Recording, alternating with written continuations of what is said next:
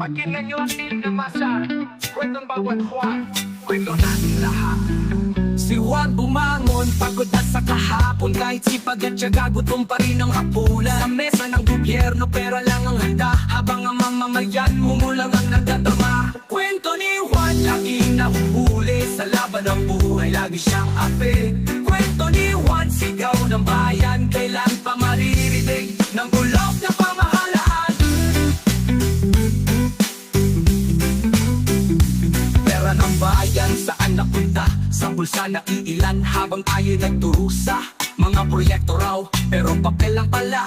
Kalsadang bitin, tulay na di natatapos pa. Mga pangako sa eleksyon, puro salita. Pagkupo sa trono, biglang nag-iba.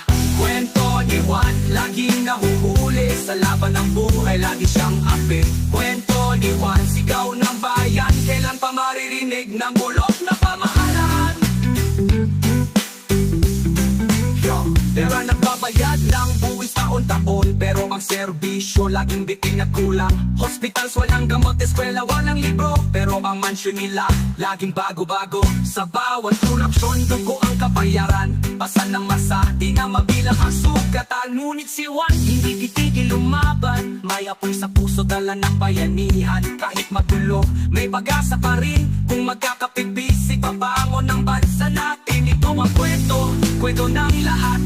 Awit ang pagbabago, sigaw ng sambayan ang galing. Kwento ni Juan, laging nahuhuli. Sa laban ng buhay, lagi siyang ape. Kwento ni Juan, sigaw ng bayan. Kailan pa maririnig ng bulok na pamahalaan? Kwento ni Juan, kwento ng bayan. Tinig ng masa, wag nating pabayaan. Kwento ni Juan, sigaw ng bayan. Hastisya at pagbabago, ang tunay na kailangan. Kwento ni Juan, kwento ng bayan. Tinig ng masa, wag nating pabayaan.